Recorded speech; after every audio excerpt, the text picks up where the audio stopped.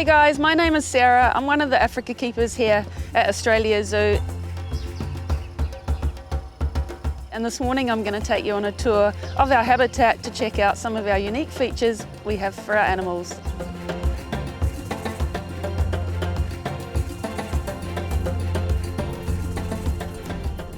So this habitat here that we have is home to our giraffe, our zebra and our rhino. But this is primarily where our rhinos spend their day. And when it's super hot, this is where the rhinos spend most of their time, is in the wallow. So at the moment the wallow is a beautiful consistency, it's nice and sloppy, which means that mud is going to coat their bodies really well.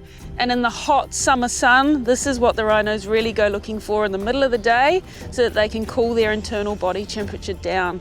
When you look at the wallows, you can see the little imprints of their bodies. This is where they've come in and they've submerged themselves on one side, they've got up, they've turned around and they've done the other side so that they can completely coat their bodies. So not only does it reduce their body temperature, it also prevents biting insects from getting through their skin. It also helps them to have a sunscreen from the hot sun. Once they come out of these wallows, they're usually super sticky with mud. You can see it falling off them. You can see it all nice and shiny on their bodies. And then their first port of call is usually to head to one of these logs over here so that they can have a good rub of those parts of their bodies where they want to get in and maybe they've got an itch or maybe they've got just a bit of loose skin that they want to get off, but they head straight over to these logs. And as you can see on the top of the log here, this is all yesterday's mud from when they had a lovely afternoon wallow. Often this one here is used as a chin rubbing post, so they'll get in and they'll pop their chin over the top and give it a good rub. Sometimes they'll step over this log with one of their front legs and rub on the inside of their front leg. Then they'll climb over with their back leg and do the top side of their back leg as well. So these logs have got multi-purposes.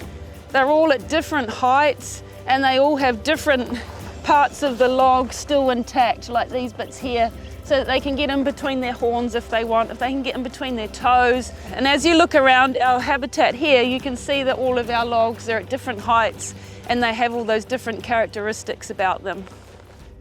And here's one of the main features in our savanna, our mock rock, which is a very good replication of a rocky outcrop that you would find in a rhino's natural habitat. It provides shade and it provides shelter to the rhinos, particularly during bad weather or when the sun is just too hot during the midday period and they just need to take some rest. I like to call it Rhino Rock, so let's go and check it out.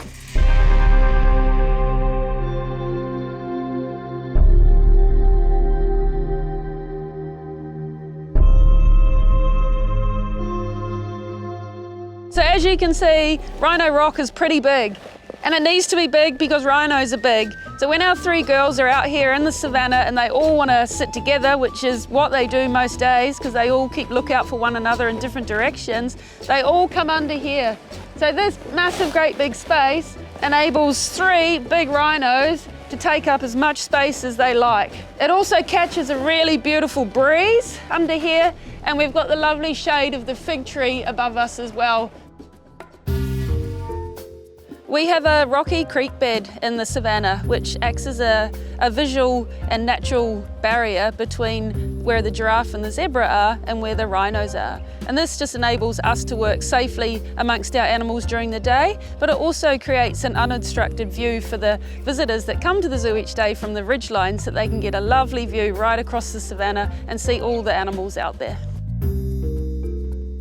So now we are in our zebra and our giraffe habitat, and as you'll notice, everything is super tall in here for our giraffe. And these are what we call browse poles. And for giraffe, of course, we all know that giraffe are the tallest animal in the world, but it means that they also eat from trees. So this here is where we can raise up branches every day for them multiple times throughout the day because they're a browsing species, and keep them fulfilled with all the nutrients that they need from the browse that we provide. And we've connected also here, we've got a lucerne bag. So this is lucerne hay, which is also a big part of our giraffe's diet. And it means that they can feed at different levels, which they would in the wild. So our younger giraffe will easily walk up to this and just feed straight off it. Our older giraffe will have to bend down for it because they're quite a lot taller, whereas everyone can stand up nice and tall and reach for the branches that are right up above them. And as we walk over in this direction, we'll come across our giraffe platform, and this is where every day we do numerous giraffe feeds, which enables our visitors to get up nice and close with our giraffe, but they also get to have the beautiful experience of looking across our savannah.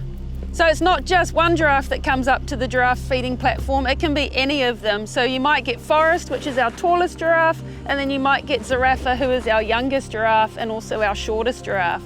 So by being a calf in our paddock, they start off by looking through the fence line over here in the rocks and learning what happens at the giraffe feed, and then they slowly get taller and taller and taller until their head can come over the fence, and then they start to participate.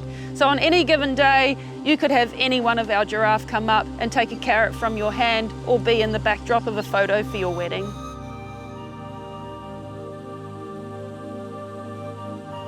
And this is where I spend a big part of my day, and it's somewhere I love being because I get to be surrounded by these beautiful animals that I get to work with every day. I have a beautiful environment to work in, and this is something that I get to call my office, and I'm so grateful for that.